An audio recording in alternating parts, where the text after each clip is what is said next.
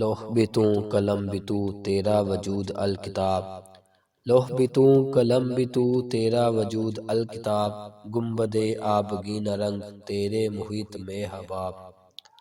اے میرے محبوب، آپ سب کچھ ہیں، یعنی سب کچھ آپ ہی کے وجود مسعود کی بدولت عالم وجود میں آیا۔ اگر آپ نہ ہوتے تو نہ لوح ہوتی، نہ قلم ہوتا اور نہ کتاب ہوتی۔ اور آپ کی شان کا اندازہ اس بات سے ہو سکتا ہے کہ یہ آسمان جس کے طول و عرض کا کچھ پتہ نہیں ہے، آپ کے محیط وجود کے سامنے اس کی حقیقت ایسی ہے جیسے سمندر کے مقابلہ میں ایک بلبلہ۔ عالم آب و خاک میں تیرے ظہور سے فروغ، عالم آب و خاک میں تیرے ظہور سے فروغ، ذرۂ ریگ کو دیا تو نے طلوع آفتاب۔ اس کائنات کو آپ ہی کے ظہور سے فروغ حاصل ہوا ہے، آپ ہی کے قدموں کی برکت سے ذرۂ ریگ دنیا میں آفتاب بن کر چمکا۔ آپ ہی کی کفش برداری کا یہ نتیجہ تھا کہ امیر المومنین فاروق اعظم حضرت بلال کو سیدنا بلال کہتے تھے۔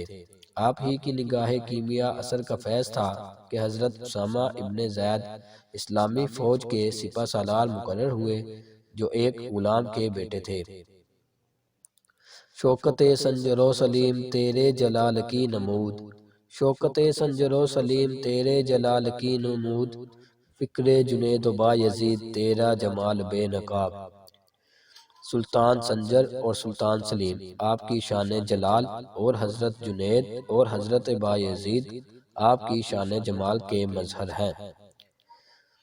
شوق تیرا اگر نہ ہو میری نماز کا امام، شوق تیرا اگر نہ ہو میری نماز کا امام، میرا قیام بھی حجاب میرا سجود بھی حجاب۔ اگر آپ کی محبت یعنی آپ کی اتباع کا جذبہ ارکان شریعت کی بجا آوری کا محرک نہ ہو تو کوئی عبادت اللہ کی بارگاہ میں مقبول نہیں ہو سکتی۔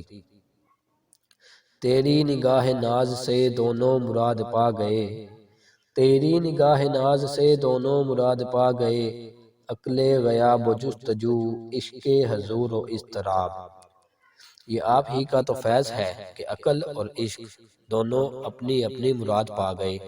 عقل غیاب و جستجو کی طالب تھی، یہ دولت اسے مل گئی، اور عشق حضور و اضطراب کا آرزو مند تھا، یہ نعمت اسے عطا ہو گئی۔